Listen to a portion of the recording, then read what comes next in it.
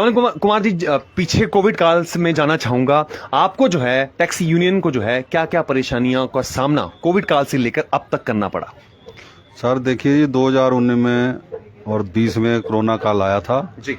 उस वक्त आपको मालूम होगा कि सारी गाड़ियां बैन हो चुकी थी, कोई व्हीकल चल नहीं रहा था। जी। उसमें हम टैक्सी वाले भी थे। जी। टैक्सियों को जबकि सरकार ने इतनी परमिशन नहीं दी जी। जितनी टैक्सी वालों को चाहिए थी, जी। जिसमें है कि टैक्सी वालों का बहुत बड़ा नुकसान हुआ। जी। उनको अपनी रोजी रोटी घर बार चलाने के लिए बड़ी दिक्कतें ली आई, जिसमें हमारे कई टैक्सी भाइयों ने भी उधार पैसे लिए कि उस टाइम राशन पानी का भी इतना नहीं था, तो उन्होंने उधार लेके अपना घर बार चलाया। जी।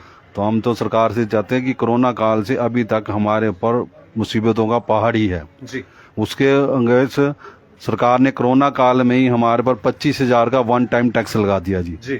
और उसमें 25,000 एक लगाया, 4 सीटर को, 9 सीटर को आपने 50 लगा दिया, और उससे जो 12-24 सीटर थे उनको 75,000 रुपये टैक्स लगा दिया जी। वो भी जो हम बोलते हैं वो नाजायज टैक्स था जी। वन टाइम जैसे पहले ही चल रही थी गाड़ी, हम जिस स्टेट में जाते थे उस स्टेट का टैक्स कटाते थे जी।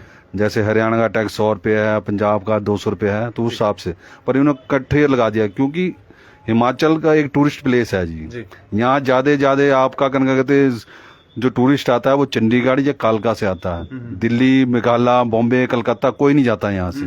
तो ये जो वन टाइम का टैक्स है तो नाजायज टैक्स लगाया था सरकार ने। अब बताइए कौन टैक्सी वाला बॉम्बे थोड़ा जाएगा, हिमाचल का टैक्सी वाला या कलकत्ता जाएगा? वो तो ट्रक वालों के लिए था, जो ट्रक वाले जो माल भाड़ा ढोते हैं। वो टैक्सी में कौन इतनी हायर करता? आजकल ट्रेनों में इतनी फैसिलिटी है, हवाई जहाजों में इतनी फैसिलिटी है, इतने तो टैक्सी में पैसे भी नहीं बनेंगे। इसलिए हम बोलते ये नाजायज जो 25,000 का जो टैक्स लगाया था ये भी नाजायज लगाया था। तो हम सरकार से इसके भी हमने विज्ञापन दिया था सरकार को कई बार कि ये टैक्स को वापस लिया जाए और जैसे पहले थ्रू था वैसे ही चला जाए जी।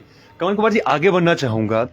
साल 2022 की शुरुआत हो चुकी है, फरवरी महीने की शुरुआत हो चुकी है।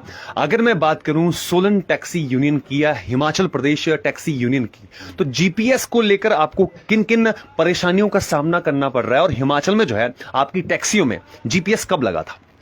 देखिए जी, पूरे हिमाचल में कम से कम 80,000 टैक्सी हैं जी। जिसमें जो नवी टैक्सी आ रहे हैं उन पर सरकार ने बोला कि हर नवी टैक्सी में आपको जीपीएस सिस्टम लगाना पड़ेगा जी। हम सरकार से पूछते हैं, जनाब जब पहले चल रही थी तब भी जीपीएस नहीं था, अब आप बोल रहे हैं जी हम पैसेंजर के लिए सेफ्टी के लिए कर रहे हैं। हम चाहते हैं कि चलो आप पैसेंजर की सेफ्टी कर रहे हैं, आप उसमें ड्राइवर की सेफ्टी तो कहीं पे भी नहीं आती है।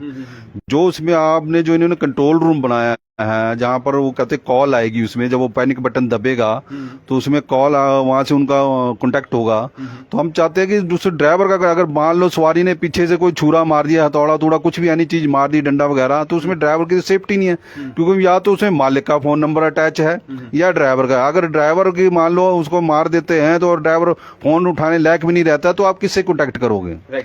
किससे? कोई कंटेक्ट नहीं होगा। आपने देखा होगा पीछे भी हमारे कई ड्राइवर को लूट घसूट के गाड़ी ले गए हैं, तो इसमें ड्राइवर की सेफ्टी कोई नहीं है। चलो हम बोलते हैं, चलो आप बोलते हैं सरकार बोलती है जी पैसेंजर की सेफ्टी है, हम बोलते हैं इसको ओपन मार्केट कर दो। फिर ओपन मार्केट में जो आप 8 से 12,000 रुपये टैक्स जो जीपीएस लगा रहे हैं, तो उसके अगर ओपन मार्केट में 4 या 5,000 के बीच में पड़ता है। तो हम चाहते हैं सरकार से या ओपन मार्केट करो। और ये 2019 में सरकार ने नोटिफिकेशन निकाली थी कि ये जीपीएस सिस्टम लगाया जाए, और कोरोना काल के टाइम में लगाई थी। तो उस टाइम आप जानते हैं कोरोना काल में लोगों के पास पैसा भी नहीं था। हमारे टैक्सी वालों ने जैसे तैसे करके जी जीपीएस लगाया। 19 और 18, 19, 20,000 के करीब लग रहा था। इन्होंने 12 कंपनी इन्होंने हायर की थी गवर्नमेंट ने, जिसमें आधी कंपनी भाग गई। जो आधी बची थी वो उनके रिचार्ज नहीं हो रहे थे, कोई पैनिक बटन दब रहा था, कोई कहीं से कॉन्टैक्ट नहीं हो रहा था, कुछ भी नहीं हो रहा था। तो एक किस्म की धांधली ही कह लिए, या सरकार टैक्सी वालों का बेवकूफ बना रहे हैं। हम चाहते हैं कि आपको क्या बस में क्या पैसेंजर नहीं बैठते, उनकी सेफ्टी नहीं चाहिए? आप देखो आज दिन अब दिल्ली वाला कांड देखो, तो वो भी तो बस में हुआ। अगर वहाँ पैनिक बटन होता क्या उसकी हेल्प हो जाती? तो ये सिर्फ जो सारा बटन है सिर्फ ओनली फॉर टैक्सी, 3 व्हीलर पे कोई पैनिक बटन नहीं है। तो आप पैसेंजर जो करते हैं, आप बोलते हैं कोई पैनिक बटन, कहाँ? मतलब सिर्फ टैक्सी वाला एक चोर डकैत आपको नजर आता है, बाकी तो ना 3 व्हीलर वाला चोर डकैत है, ना बसों में चोर डकैत है, सिर्फ एक टैक्सी वाला चोर डकैत है जो सवारी को लूटेगा। कमल कुमार जी, आपके हिसाब से, आप इतने सालों से टैक्सी चला रहे हैं, आप खुद अभी टैक्सी यूनियन के प्रेसिडेंट हैं, ठीक है, तो आपको क्या लगता है कि जो जीपीएस है उसके क्या फायदे और क्या नुकसान है? देखिए सरकार ये बोलती है ना, आप हम पैसेंजर की सेफ्टी के लिए ये जीपीएस सिस्टम लगा रहे हैं। हमने तो पहले ही सरकार को, इसमें ड्राइवर की कोई सेफ्टी नहीं है। वैसे तो हम चाहते हैं कि सरकार इस चीज को बंद किया जाए, या तो फिर सब चीजों पे लगाए ना। आप एक टैक्सी वालों को पर्टिकुलर क्यों एक वो कर रहे हो, टारगेट कर रहे हो? आप बसों में लगाओ, बसों में इतने होते हैं, बसों में इतने सवारियां खराब होती है, कई बसें खराब हो जाती हैं, कई कुछ, उस पर कोई एक्शन नहीं होता। सिर्फ हर चीज टैक्सी पे आते हैं। हम तो कहते हैं सरकार ये बंद किया जाए।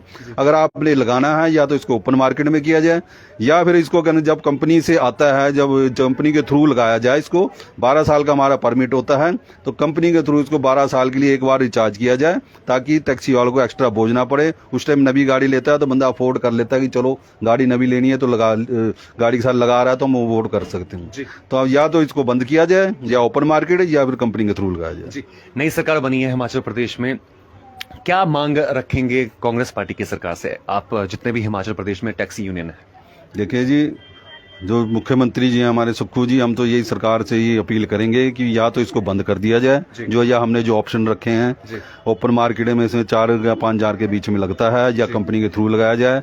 और कोरोना काल का जो हमारा जो परमिट खराब हुआ था 2 साल का, हम बोलते हैं सरकार को उसको एक्सटेंड किया जाए, क्योंकि हमारे तो बर्बाद चले गए 2 साल, और अब जबकि हमने उसका परमिट का पैसे दिए हैं, तो हमने तो 1 रुपया भी नहीं कमाया उसमें। इसलिए हम सरकार को चाहते हैं कि इसको आगे किया जाए। और हम सरकार से एक अपील और करना चाहते हैं कि जो प्राइवेट व्हीकल शहर में चल रहे हैं, पूरे ऑल हिमाचल में प्राइवेट व्हीकल चल रहे हैं, उनको बंद किया जाए, क्योंकि वो टैक्सी वालों का धंधा खराब कर रहे हैं। अगर मान लो एक टैक्सी वाला 500 रुपए मांगता है तो वो 250 रुपए में चले जाते हैं, क्योंकि वो ना सरकार से पासिंग करवा रहे हैं, ना सरकार को टैक्स दे रहे हैं, ना उनकी इंश्योरेंस ज्यादा है। हमारे टैक्सी वालों की इंश्योरेंस भी ज्यादा है जी। हम टैक्स भी दे रहे हैं, पैसेंजर टैक्स भी दे रहे हैं, टोकन टैक्स भी दे रहे हैं, फिर हम ग्रीन टैक्स भी दे रहे हैं। वो एक बार टैक्स घटाते हैं और सरकार को चूना लगा रहे हैं। तो हम चाहते हैं सरकार को इसकी तरफ भी बहुत गौर दिया जाए।